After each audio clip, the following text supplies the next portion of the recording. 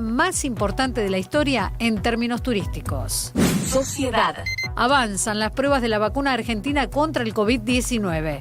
El reclutamiento para el último ensayo clínico de la ARVAC Cecilia Grierson concluyó con 2.014 voluntarios.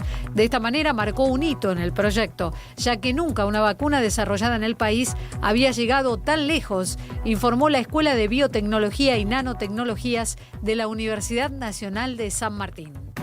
Más información en telam.com.ar.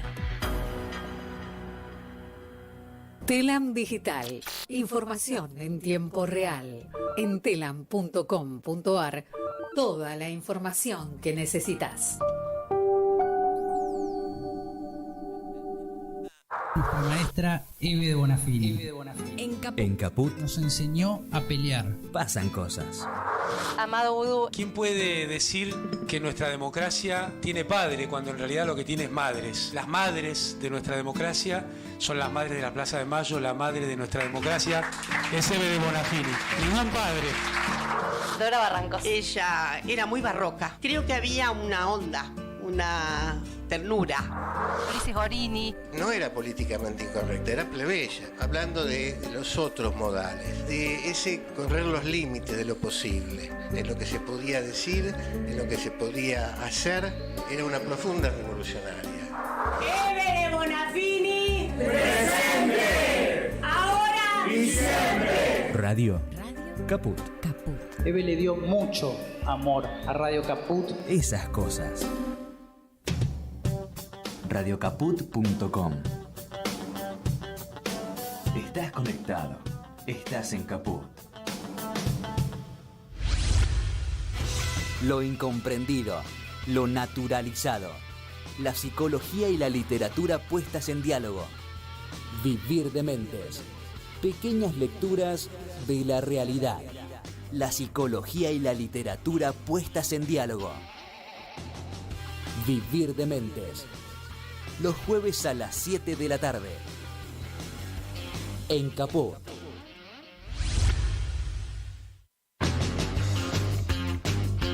Buenas tardes, todos, todas y todes. Esto es Vivir de Mentes. Acá está Rodo hablando. Es la primera vez que inicio el saludo, así que nada, es todo muy raro esto. Es un mundo nuevo para mí. ¿Por qué? Porque mi coequiper Lucía está pasando por unas dificultades gargagentiles y nada, así que voy a estar hablando yo todo el tiempo. No, mentira. Yo no estoy.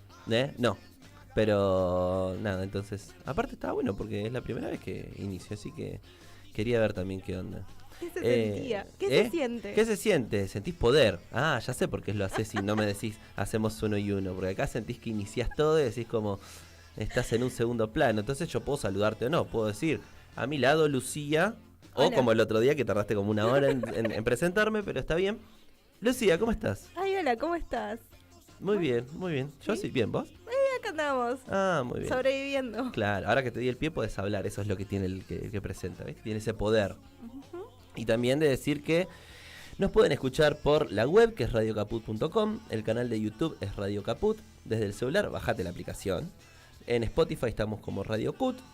Si querés mandarnos un WhatsApp lo podés hacer al 11 65 16 4446 y el Instagram del programa es vivir.dementes. Y si querés recibir las noticias en tu celular del noticiero Info Siberia es al 11 32 05 88 13. Y ahora me está por corregir mi coequiper Lucía. No, te iba a decir que también estamos en Twitter como vivir_dementes. ¿Estamos? ¿Estamos? ¿Publicamos? Poco. Ah, bueno. Pero estamos. Bueno, Existimos. Y Bueno, algún día le daremos más bola al Twitter. Y bueno, Radio Caput está en Radio Cut y en Spotify. En ambas plataformas Pero también yo pueden dije buscarlo. eso. Sí, pero Radio Cut es una página. No estamos Pero como dije Radio en Cut. Spotify. Ah, bueno, para la próxima hago la tarea, no sé. Es con tal de corregirme lo iba a hacer. No. Bueno. ¿Qué? No. Así que esto es Vivir de Mentes. Hoy vamos a seguir con la segunda parte de lo que iniciamos el programa anterior, que fue la década de los 70. Con esto iniciamos una serie de A ver, 70, 80, 90, 2000, 2010, vamos a hacer esa década, ¿no? También, así que son 5 décadas, de las cuales esta es la primera. El programa anterior habíamos hablado de el punk como género musical, como movimiento social, y vos habías hablado de la dictadura militar, exactamente. Habíamos escuchado un par de temas, bla, bla, bla. Sí, y ahora, bueno, vamos a hablar otros 2 aspectos de esta década. ¿Querés acotar algo, Lucía? No, que tengo mucho calor. Sí, estás Sí. con pulóveres un montón. Bueno, estoy enferma, pero no, hoy vamos a estar hablando un poco de lo que es un poco más de la dictadura, de la figura del detenido desaparecido, de la creación de madres y abuelas de Plaza de Mayo y del Mundial. Exactamente, del primer mundial que ganamos. Hecho no menor. ¿Por qué? ¿Por qué? ¿Cómo? No es menor. Después están las circunstancias. Pero esta estrellita que está acá es del Mundial 78. Así que yo lo banco. Deportivamente lo recontrabanco. Bueno. Después lo discutiremos. Vos tenés un par de datos curiosos, ¿no? Del Mundial. Creo. Sí. Sí, hay Los un par traje. obviamente están estudiados previamente. Y claramente. vamos a terminar de leer. Terminaremos de leer la carta a la Junta Militar del escritor Rodolfo Walsh. Muy bien, todo. Así que ahí sí Pero hicimos no un saludamos breve. a alguien muy importante. Ah, Noelia. Hola, Noé, ¿cómo estás? Las manos mágicas de Noé nos va a operar en el día de hoy. Tata. Las Muy bien. manos mágicas nos van a operar. Mirá qué cosa, ¿no? Mala ¿Las manos praxis. mágicas de qué década es? ¿Qué? Las manos mágicas. ¿El de los guantes? Sí, No sé, 80. 80. Bueno, para la semana que viene. Bueno, y para quien no conoce las manos mágicas, ¿qué era? ¿Un programa? ¿Todo un programa era? Era así, O cortos, segmentos. segmentos. Donde había unas manos enguantadas con un fondo negro que lo que hacían era explicaban los trucos de magia o los Los hacían y algunos explicaban. Después el que realmente explicó las manos mágicas fue el que realmente explicó los trucos de magia fue el mago enmascarado. Ah, Mucho después. sí, que Que se rompió llevó la ilusión de mucha gente. Ujú. Bueno, igual la magia es eso, no es ilusión. Es una ilusión. Y sí.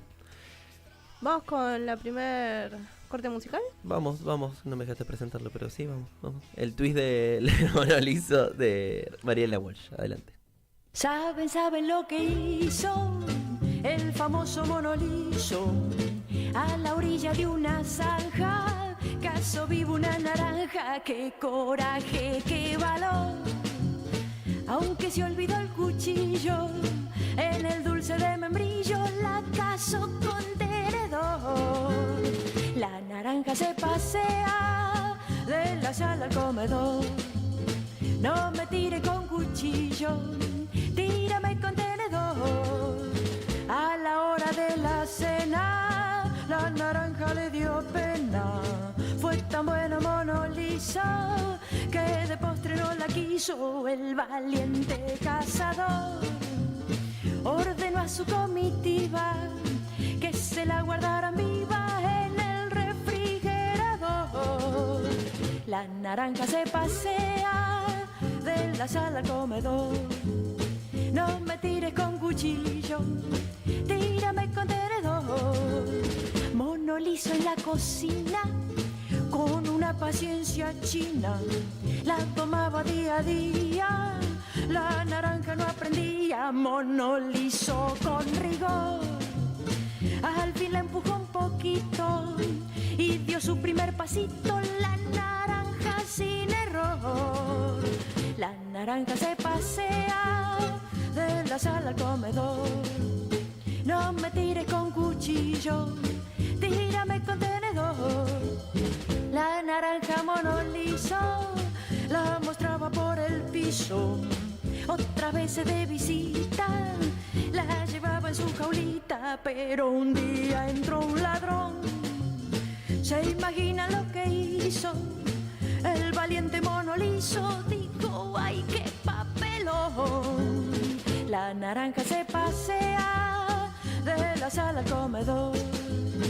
No me tires con cuchillo, tírame con tenedor. A la corte del rey bobo fue a quejarse por el robo. Mentiroso el rey promete que la tiene el gran bonete, porque que sí con frenesí. De repente dice mono, allí está detrás del trono la naranja que perdí. La naranja se pasea de la sala al comedor. No me tires con cuchillo, tírame con tenedor. Y la reina sin permiso del valiente mono liso escondió en una sopera la naranja paseandera. Mono liso la salvó, pero a fuerza de tapioca la naranja estaba loca y este cuento se acabó. La naranja se pasea de la sala al comedor. No me tires con cuchillo, tírame con tenedor.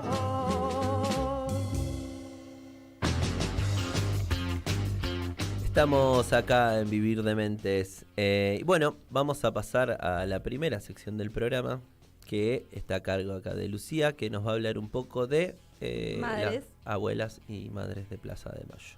Exacto, porque estuvimos hablando la semana pasada, vamos a intentar hacer todo lo posible con mi voz.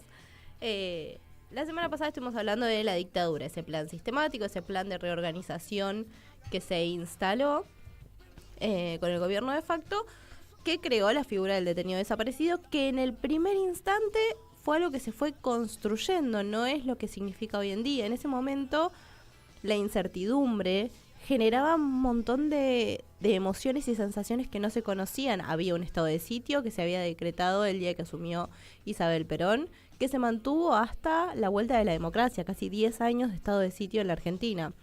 En ese estado de sitio dijimos que no se podían juntar las personas más de 2 en lugares públicos, no se podía hacer reuniones, pero los militares, quienes estaban a cargo del gobierno, hecho con un gobierno de facto, empezaron a desaparecer las personas y las madres de esas personas desaparecidas se empezaron a juntar porque empezaban a pedir información. No se sabía qué pasaba con las personas detenidas desaparecidas. En 1976 estamos hablando. En 1970, el 30 de abril de 1977, para ser exacto, un viernes, se juntaron algunas, por primera vez las madres, con el primer objetivo principal de hablar en ese momento con el presidente de facto, Rafael Videla. Pensando y entendiendo que estas mujeres, madres de los desaparecidos, eran personas que no estaban por ahí relacionadas con la política, no tenían una carrera o una formación política. Muy pocas de las madres y abuelas tenían en ese momento una formación política. 1977, aclaro nuevamente la fecha, porque obviamente con el paso del tiempo eso se fue modificando y empezaron a tener una participación política. Pero en el momento en que un hijo desaparece, obviamente te saca de tu zona de confort y te lleva a tener que empezar a buscar respuestas en un lugar donde no había nadie que te dé respuestas, en un lugar donde la desinformación, no es que diga que haya una casualidad ahora, pero donde la desinformación era lo que primaba. Pienso hacer la comparación, únicamente esta comparación, en te doy un título, pero no te informo. Te digo que voy a hacer tal cosa, pero no te informo. Te digo que voy a dolarizar, pero no te digo cómo. Bueno, más o menos eso estaba pasando. Era una guerra contra los subversivos, ese personaje creado porque era la guerra contra los 2 demonios, era la guerra de los 2 demonios, pero no daban información, y la información que daban, obviamente, era falsa. Muchos de los diarios se le dice que tienen que escribían sus tapas con sangre. ¿Por qué? Porque tapaban estas cosas sabiendo que era mentira lo que se estaba publicando. Pero bueno, el 30 de abril de 1977 intentan reunirse. Eran mujeres que no tenían formación política, como dije, e intentaban de alguna manera llegar al presidente para tener información y el paradero. Era un pedido de información de sus hijos. Obviamente no sucedió, ¿no? No es nada que alguien no sepa. Pero tampoco podían quedar separadas. Tenían que estar circulando, porque como dije recién, estaba el estado de sitio. Entonces, ¿qué hacían? Circulaban de 2 en 2, dándole vueltas a la pirámide de la Plaza de Mayo. Ese no es un dato menor. Esa pirámide desde 1810 hasta el 17 de octubre del 45 y posteriormente es un lugar emblemático. Entonces, cualquiera que vive en Argentina sabe lo que es Plaza de Mayo. Entonces también estaban dándole vueltas ahí. Y se juntaban de 2 en 2, como decía, porque estaba prohibido la reunión. Insisto en esto, eran mujeres que estaban pidiendo información de sus hijos, mujeres que no sabían qué había pasado con ellos. La primera vez eran X cantidad de mujeres, un grupo muy pequeño, y obviamente no había ni WhatsApp, ni redes sociales, ni mucho menos convocatoria abierta. Era del boca a boca. Al viernes de la semana siguiente se suman muchas más madres que estaban pidiendo también información de sus hijos. Y empezaron a buscar cómo podían ser visibles lo que estaban haciendo, cómo podían ser más visibilizadas. ¿Qué hacen ahí? Es después que deciden cambiar a la famosa reunión de los jueves. Los jueves era un día más concurrido en Plaza de Mayo, y los jueves a las 3:30 de la tarde terminó siendo el día que hasta el día de hoy se sigue haciendo, la vuelta a la pirámide de Plaza de Mayo. Te pregunto, porque si hay algo que uno reconoce cuando habla de madre y de abuelas de Plaza de Mayo, es el pañuelito blanco. ¿Cómo se originó? Hay algo, si mal lo tengo entendido, tiene que ver con el hecho de que de los pañales, puede ser algo así. Exacto.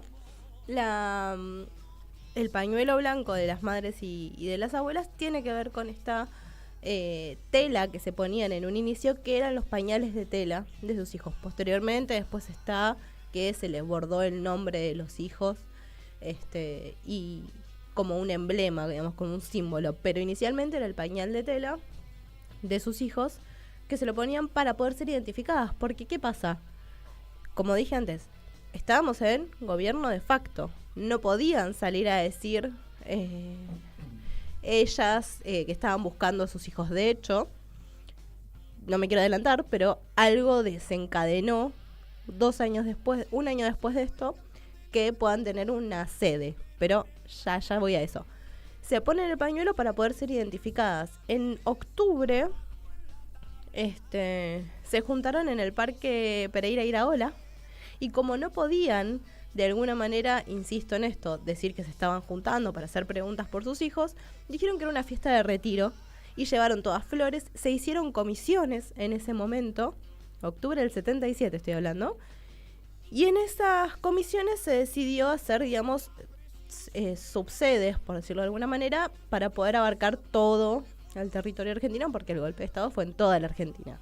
Si bien mayormente nos centramos por ahí en Capital, que es donde estamos nosotros, o en provincia, en Berazategui, tenemos referencia en realidad que todo el gobierno, todo el territorio argentino atravesó esto. De hecho, Jujuy con Lezama, y para no irme por las ramas, pero también.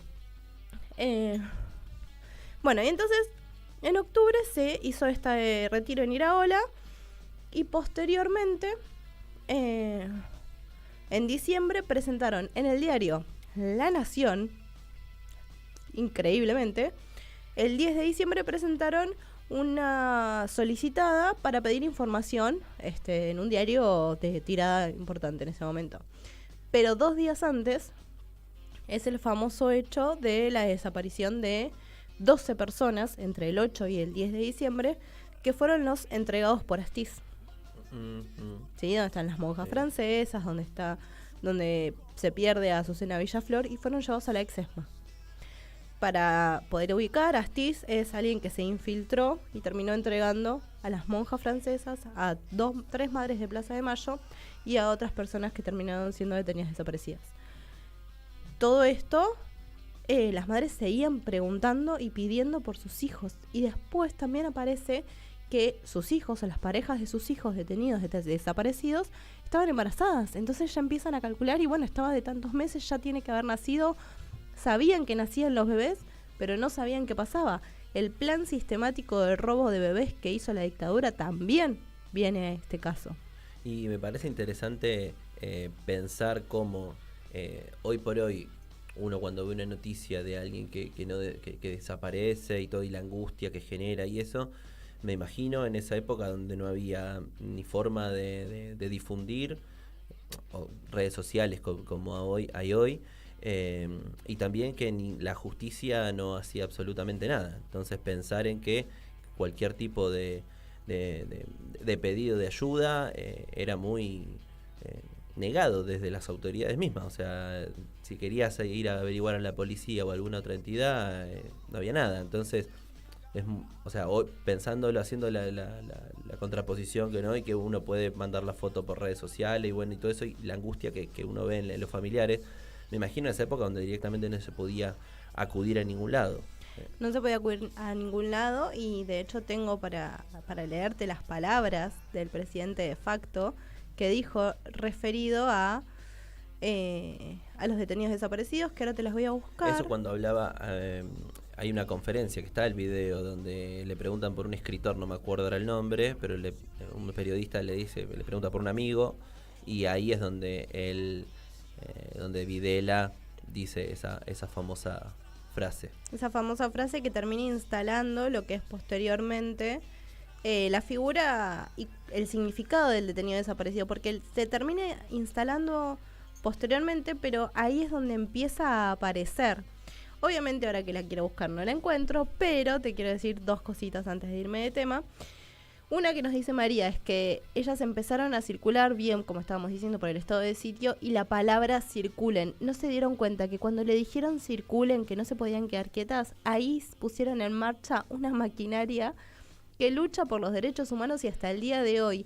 Y madres y abuelas de Plaza de Mayo, si bien ellas empezaron luchando por sus hijos, por la aparición con vida de sus hijos, posteriormente, cuando ya se empezó a conocer lo que sucedió, su reclamo pasó no solo a ser queremos saber dónde están sus cuerpos para poder hacer el proceso de duelo, lo cual es muy difícil hacerlo sin tener la posibilidad de hacer un ritual en los términos psicoanalíticos y culturales, pero no solo la imposibilidad de hacer ese proceso de duelo, sino también la imposibilidad de despedirse, de saber qué pasó, de entender qué pasó, de salir de esa incertidumbre.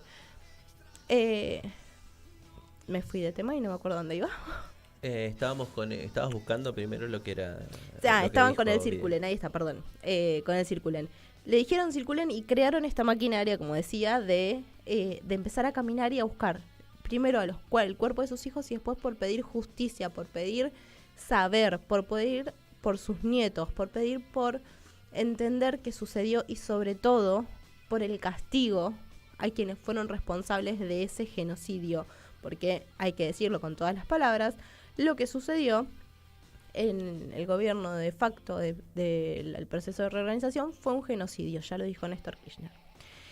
Las palabras de Videla dice: le diré que frente a los desaparecidos, en tanto como tal, es una incógnita. Mientras sea desaparecido, no puede tener tratamiento especial porque no tiene entidad.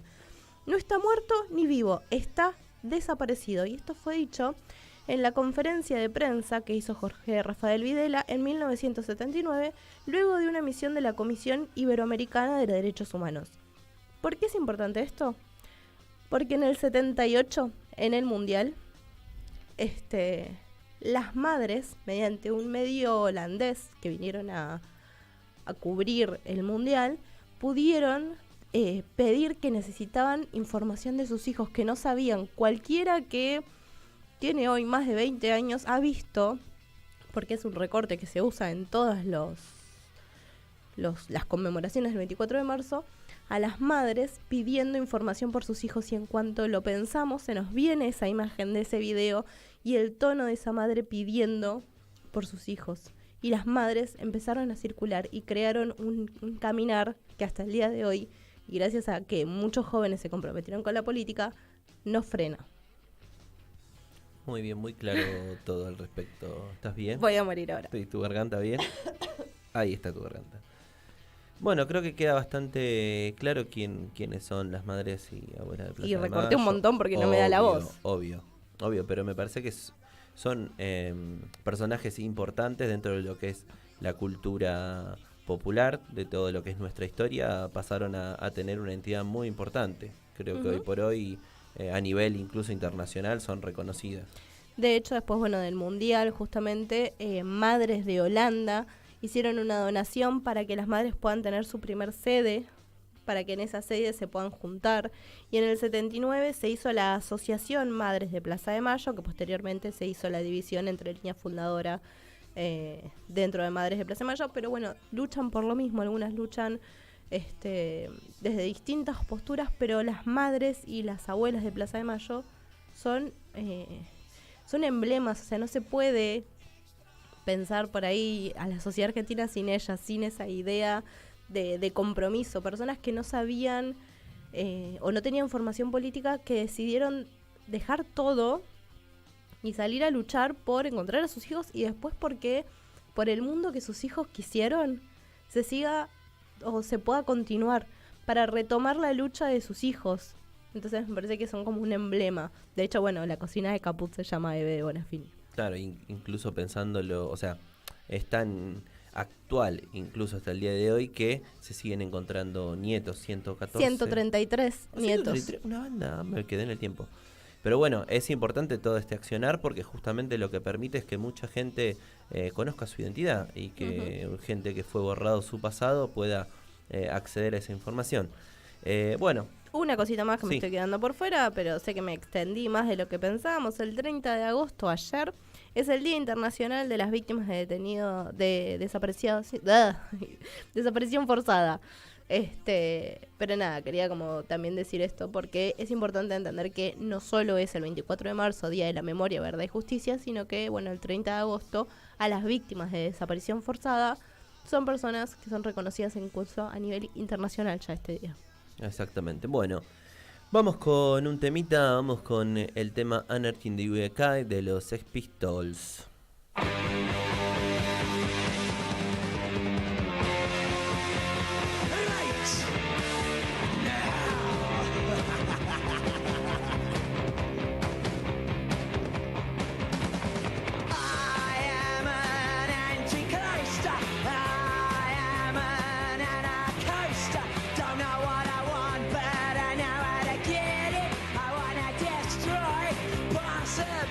Cause I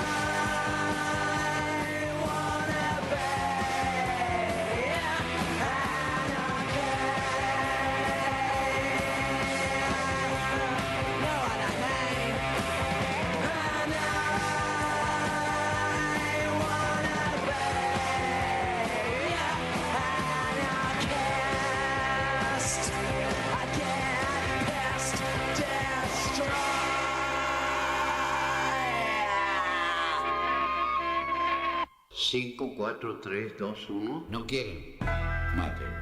Bueno, a ver. Ok. Sí. ¿Es acá? Sí. Ahí sí puede ser. Radio Caput. Radio Caput. Radio Caput. Esto es Radio Caput. Buenas noches, muchas gracias. Vení al Mercado Morón. Panadería, Frutas y verduras, lácteos, limpieza, carnes y pescados, pastas y almacén. Abierto de lunes a sábados de 9 a 18 y domingos de 9 a 13. Reintegro del 40% de tu compra abonando con cuenta DNI. Mercado Morón. Avenida Perón, ex Gaona 3883. Municipio de Morón, corazón del oeste. ¿Querés arrancar la mañana bien informado? Infosiberia. Las noticias en tu celular. Manda un mensaje de WhatsApp al 11 3205 8813 y recibilo gratis todas las mañanas. En Caput, El expresidente de Uruguay, José Pepe Mujica. pasan cosas. Es un momento de cooperar, de juntarse, de aguantar la solidaridad. Lógicamente, cuando las papas queman, los hombros más fuertes den una mano a los más débiles. La solidaridad no es una cuestión de limosna espontánea. La solidaridad tiene que ser una política en este momento. Es momento de cooperar y creo que hay que llamar a que los hombros más fuertes den una mano a los más débiles. Radio Caput. Se tendrían que sentir orgullosos de poder contribuir. Esas cosas. Radiocaput.com. Mientras todos duermen, algo muy extraño ocurre en los laboratorios químicos RX. Seguinos en Twitter, @Radio Caput, o en Facebook, Radio Caput. Radiocaput.com. Estás conectado. Estás en Caput.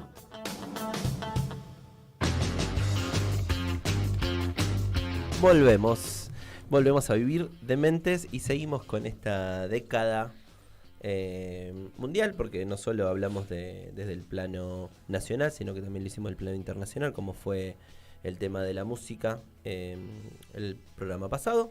Y ahora también vamos a hablar de algo internacional. Tengo un mensajito.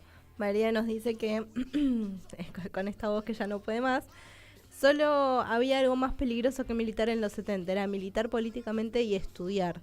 Ella dice filosofía o psicología, yo agregaría cualquier ciencia que nos haga pensar. Lo que más les preocupaba a los militares era justamente que los hagan pensar. Y un ejemplo, perdón, con esto es lo último sobre lo que veníamos hablando, sobre la metodología y lo siniestro que había, es una frase pronunciada por Ibérico Manuel Saint, que dice: primero mataremos a todos los subversivos, luego a los colaboradores, después a sus simpatizantes y enseguida a aquellos que permanecen indiferentes y finalmente a los tímidos. Esa era la finalidad del plan sistemático que tenían los militares. Nada, me parece que incluso en sus discursos estaba más que claro a dónde apuntaban. Ahí está, muy bien. Bueno, y entonces otro de los temas que decidimos abordar era algo que ya compete a varios países y a nivel internacional, un evento tan grande como el Mundial. Pensémoslo, el año pasado lo que derivó, que fue que todo el país se paralizara, y es un evento a gran escala a nivel mundial. Deportivamente creo que está a la par de o más que las Olimpiadas. El Mundial arrancó el 1 de junio del 78 y fue hasta el 25. Controversial porque se da en el medio de una dictadura militar, pero buscando datos, mira, la elección fue en el 66. En el 66 igual estábamos también con gobierno de facto, ¿no? Si no me equivoco, también. Pero bueno, fue la elección de la sede. Fue la primera y única vez que nuestro país fue sede del Mundial. Ahora había un proyecto para hacerlo en el 30, si no me equivoco, junto a Uruguay y otro país más que no me acuerdo si era Paraguay o Chile. Pero bueno, fue la primera vez y única hasta ahora que fuimos sede. El capitán fue el señor Alberto Daniel Pasarela, quien la gente de River no tiene un buen recuerdo, pero como jugador Sí, bueno, y todo este halo de dudas sobre el Mundial se pone en foco porque justamente la selección gana el Mundial y hay algunas dudas y creo que eso es lo que más recuerdan los jugadores, aparte de la satisfacción de ganar un Mundial, que se pone mucho en duda el tema deportivo, por una cuestión de la política del momento, pero habría que considerar que ellos son deportistas y que el único halo de misterio que hay en esos partidos es el 6-0 a Perú, que sí, es muy raro, pero también Argentina le ganó varias veces por goleada a Perú, así que tampoco es una... Tampoco es tan raro. Tampoco es, claro, si hubiera sido un Brasil, un 6-0, ahí te la creo un poco más. Lo de Perú no se descarta, pero tampoco es algo que se tenga seguro, incluso en ¿cómo se llama? En la mitología de la mística está ese 6-0 a Perú, la Versuit Vergarabat en la Argentinidad al Palo lo nombra, es algo que se trae siempre a colación, pero bueno, siempre que hablan los distintos futbolistas como Kempes o Pasarela en su momento, siempre destacaban que era la cuestión deportiva, pero bueno, nada, no va a dejar siempre va a haber algo con ese Mundial, incluso si uno lo piensa, el 86 es Maradona, bueno, ahora va a ser Messi, el recuerdo del 22 y el del 78 queda empañado por la dictadura. Que vale aclarar que, digamos, la dictadura lo intentó usar para torcer todo lo que se estaba empezando ya a filtrar, ya estaba siendo como cada vez más difícil sostener el plan sistemático que estaban llevando adelante. Sí, sobre todo que yo creo que se intentó utilizar porque ya los ojos estaban puestos en el país, no era, y hablando desde todos los países, todo el mundo ya empezaba a mirar al país, entonces era el momento donde justamente la dictadura tenía que limpiar un poco su imagen, demostrar al mundo que no era tan grave lo que estaba pasando acá, pero bueno, también tenían los ojos posados, entonces bueno, sale una frase más que conocida, que también reconocerán muchos, que era: los argentinos somos derechos y humanos.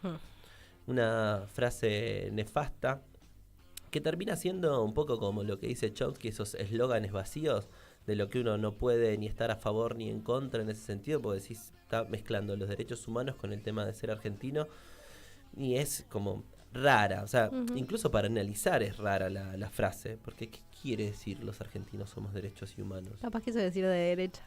Bueno, capaz, pero lo que dijo fue derechos y humanos y es raro, está bien que se entiende en el contexto que está hablando de que se respetaban los derechos humanos, que acá no existía todas esas calamidades que se decían, cuando en realidad sí sabemos hoy por hoy que pasaron.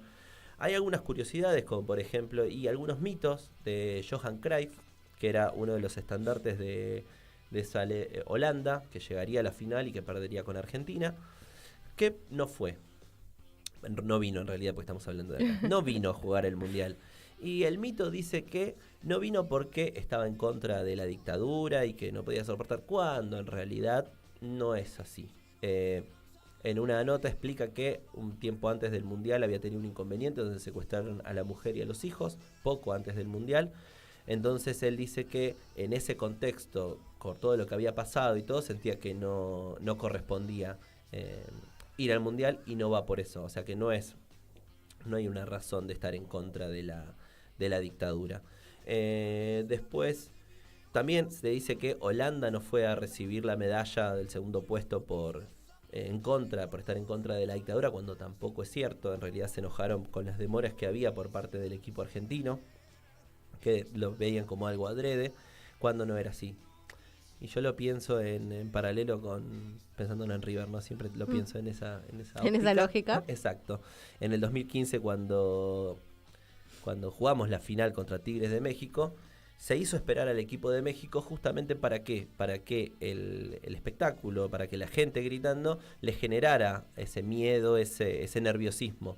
Y lo logró, porque algunos jugadores de Tigre dijeron que el ambiente que se sentía era muy imponente y que salieron a jugar condicionados por eso. Bueno, no quiero decir nada, pero ¿no es más o menos esta ley anti-Dibu que se está tratando de fomentar pos lo que hizo Dibu Martínez en los penales? Claro. ¿No es la misma lógica? Claro, el nerviosismo de la gente esperando, o sea, esperar alargar algo como para que el ambiente mismo te termine generando esos nervios o eso. Bueno, sí, digamos que sí podría y ir por ese lado. Coincide con todo lo que sucede en esa época de la dictadura acá también, porque ese nerviosismo, ese alargar, prolongar la desinformación, prolongar la agonía, prolongar un montón de cosas, es lo que terminaba fomentando, digamos, la dictadura. María también nos dice, cuando vos decías la frase de los argentinos somos derechos y humanos, dice, así de perversos eran. Algunos milicos llevan a detenidos para festejar en la calle arriba de los autos.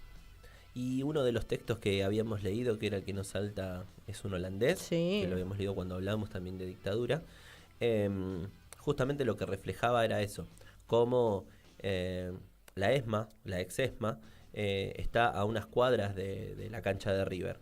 Y justamente estaba eso, como por un lado estaban los festejos y los fuegos artificiales de que habíamos ganado el Mundial, mientras que estaban los gritos en la ex ESMA de los que estaban torturados y desaparecidos. Sin ir más lejos, y juro que no te interrumpo más, pero el Olimpo, mi mamá y yo teníamos un conocido que había estado detenido en el Olimpo y reconoció el lugar por los chicos que iban al colegio. Por estar ahí, escuchar el ruido de los chicos, que hay un colegio al lado, o si no me equivoco, en la otra cuadra del Olimpo. ¿No? Y el Olimpo está a una cuadra de Rivadavia, frente bueno, no sé si en ese momento había una sala comunitaria, pero el Olimpo es un lugar, el garaje Olimpo es considerable. O sea. Claro, bueno, pensémoslo, acá está cerca de, unas cuadras de donde se jugaba el Mundial directamente, o sea, donde se jugó la final del Mundial. Incluso es interesante pensar esto, ¿no? Como en un lado estaba toda la gente contenta y festejando, y en el otro lado estaban la gente sufriendo porque lo estaban torturando y todo. Así que me parece muy interesante eso. Nada, fue un mundial, el primer mundial de Argentina en cuanto a lo deportivo, muy significativo porque no había ganado ningún mundial pese a tener muchos jugadores importantes. Y otro dato de color, y con esto ya vamos cerrando, Tarantini, el Conejo Tarantini, un exjugador, tiene una anécdota, o al menos es lo que creó él o lo espectacularizó un poco, que obviamente los jugadores tuvieron que ir a saludar al presidente Videla, y Tarantini se agarró los testículos en señal de protesta. Los jugadores dicen que no era tan así, que después se espectacularizó un poco, pero lo cierto es que pasó. Y que después, en uno de los goles que tuvo, creo que en otro partido, miró a estos genocidas y los puteó, y el festejo fue eso, las puteadas hacia ellos. Así que pasó por Vivir Dementes el Mundial 78, uno de los logros más importantes deportivos, que hizo que tuviéramos una estrellita. Más allá del contexto, creo que es importante para el deporte nacional. Bueno. Vamos a escuchar Viernes 3 AM, Serú Girán, un tema prohibido en la dictadura militar.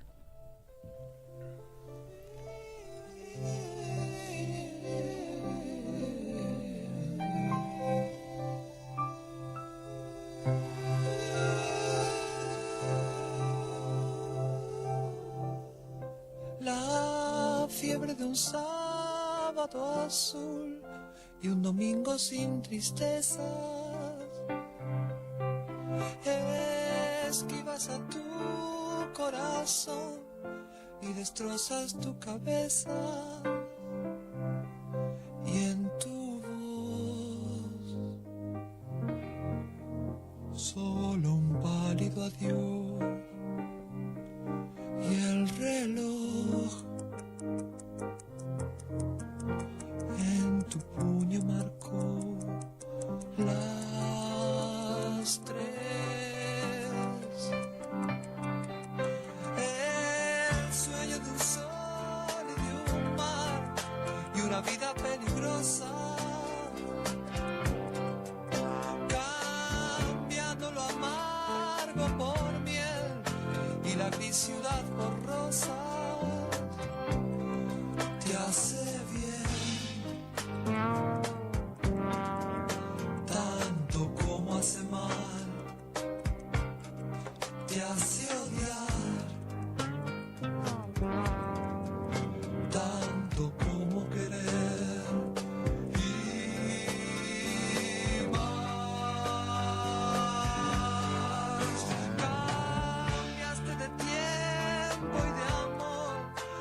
de música y de ideas.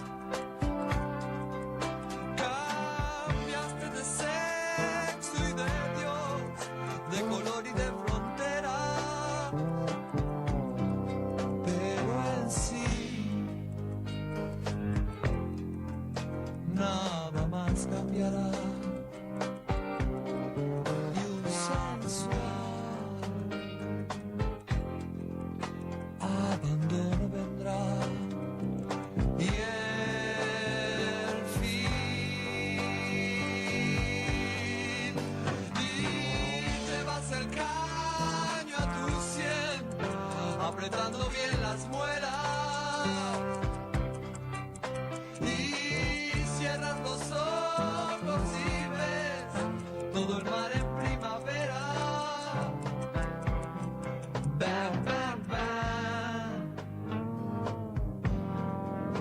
Hojas muertas que caen, siempre igual. Los que no pueden más se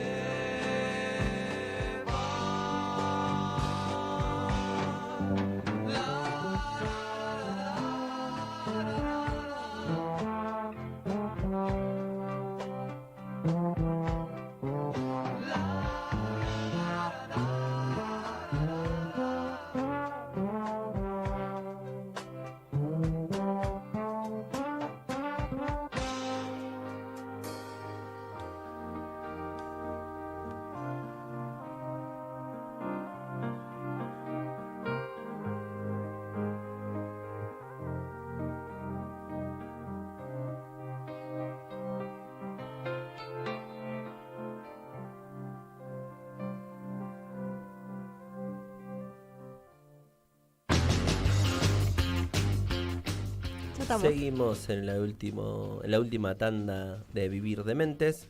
Volvió a pasar Charly García, un músico bastante importante en lo que fue este proceso, esta década, sobre todo con Serú Girán, con tema, y después, no sé, ¿lo hizo con Serú de los dinosaurios o ya es de él? Me parece que es de él. No, o sea, no. del solista, digo. Sí, me Me parece parece que es solista, ¿no?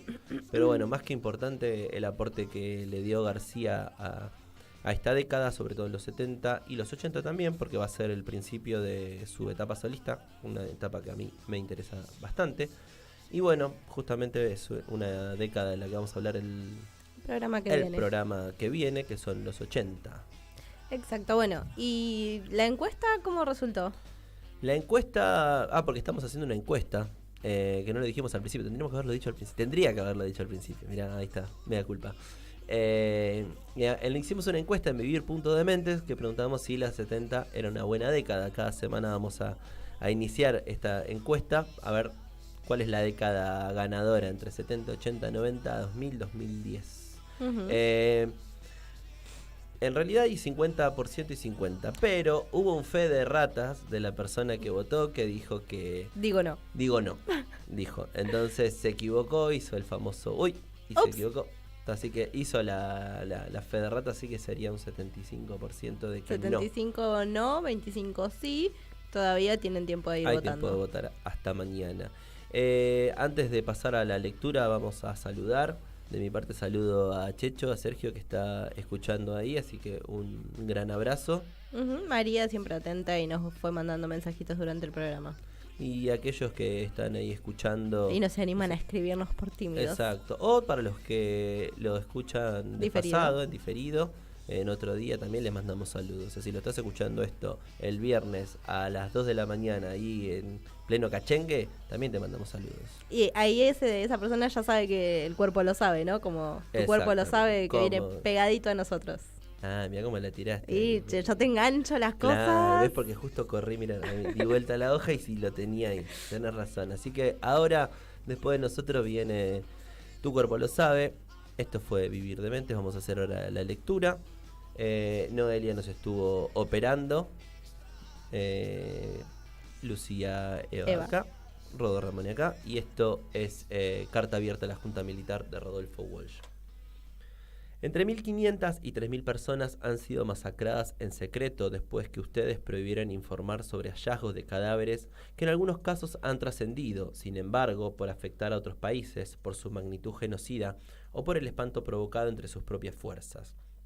25 cuerpos mutilados afloraron entre marzo y octubre de 1976 en las costas uruguayas, pequeña parte quizás del cargamento de torturados hasta la muerte en la Escuela de Mecánica de la Armada, fondeados en el Río de la Plata por buques de esa fuerza, incluyendo el chico de 15 años, Floreal Avellaneda, atado de pies y manos, con lastimaduras en la región anal y fracturas visibles, según su autopsia. Un verdadero cementerio lacustre descubrió en agosto de 1976 un vecino que buceaba en Lago San Roque de Córdoba. Acudió a la comisaría donde no le recibieron la denuncia y escribió a los diarios que no la publicaron.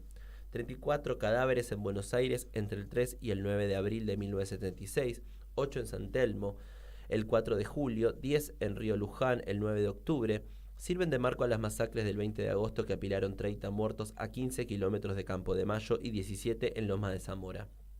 En esos enunciados se agota la ficción de bandas de derecha, presuntas herederas de la AAA de López Rega, capaces de atravesar la mayor guarnición del país en camiones militares, de alfombrar de muertos el Río de la Plata o de arrojar prisioneros al mar desde los transportes de la Primera Brigada Aérea, sin que se enteren el general Videla, el almirante Macera o el brigadier Agosti. La AAA son hoy las tres armas y la junta que ustedes presiden no es fiel de la balanza entre violencia de distintos signos, ni el árbitro justo entre dos terrorismos, sino la fuente misma del terror que ha perdido el rumbo y solo puede balbucear el discurso de la muerte. La misma continuidad histórica liga el asesinato del general Carlos Prats durante el anterior gobierno con el secuestro y muerte del general Juan José Torres, Selmar Michelini, Héctor Gutiérrez Ruiz y decenas de asilados en quienes se ha querido asesinar la posibilidad de procesos democráticos en Chile, Bolivia y Uruguay. La segura participación en esos crímenes del Departamento de Asuntos Extranjeros de la Policía Federal, conducido por oficiales becados de la CIA a través de la ID, como los comisarios Juan Gatei y Antonio Getor, sometidos ellos mismos a la autoridad del Mr. Gadaner Hathaway, Station Chief de la CIA en Argentina. Es semillero de futuras revelaciones, como las que hoy sacuden a la comunidad internacional que no han de agotarse siquiera cuando se esclarezca el papel de esa agencia y de alto jefe del ejército, encabezados por el general Menéndez, en la creación de la Logia Libertadores de América, que reemplazó a la AAA hasta que su papel global fue asumido por esa junta en nombre de las tres armas. Este cuadro de exterminio no excluye siquiera el arreglo personal de cuentas como el asesinato del capitán Horacio Gándara, quien desde hace una década investigaba los negociados de alto jefe de la Marina o del periodista de Prensa Libre Horacio Novillo, apuñalado y calcinado. Después de ese diario denunció las conexiones del ministro Martínez de Oz con monopolios internacionales. A la luz de estos episodios cobra su significado final la definición de la guerra pronunciada por uno de sus jefes. La lucha que libramos no reconoce límites morales ni naturales, se realiza más allá del bien y del mal. Estos hechos que sacuden la conciencia del mundo civilizado no son sin embargo los que mayores sufrimientos han traído al pueblo argentino, ni las peores violaciones de los derechos humanos en que ustedes incurren. En la política económica de ese gobierno debe buscarse no solo la explicación de sus crímenes, sino una atrocidad mayor que castiga a millones de seres humanos con la miseria planificada.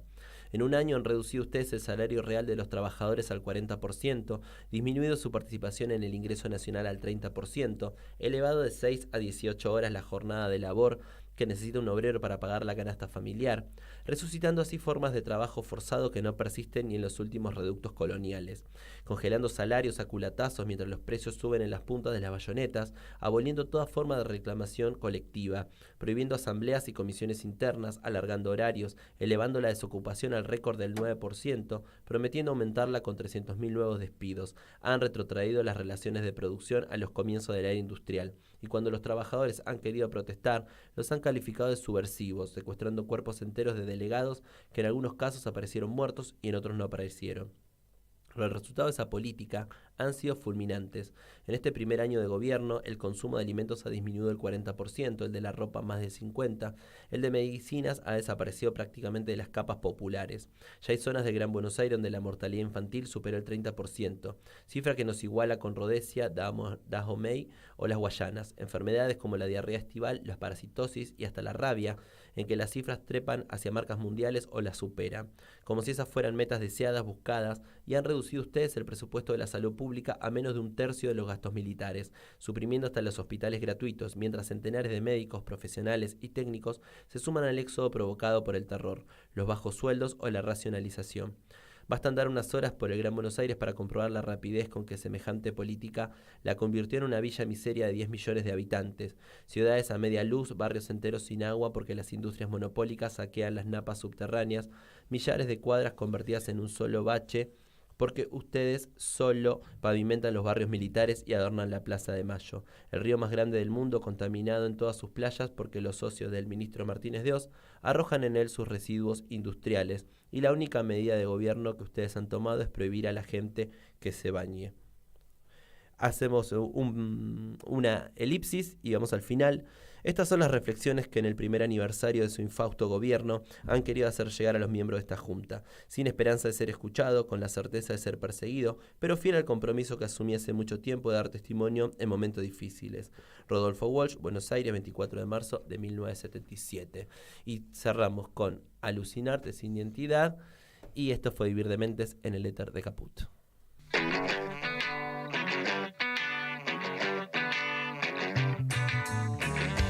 Ya es tarde para dormir, ya pasó el amanecer.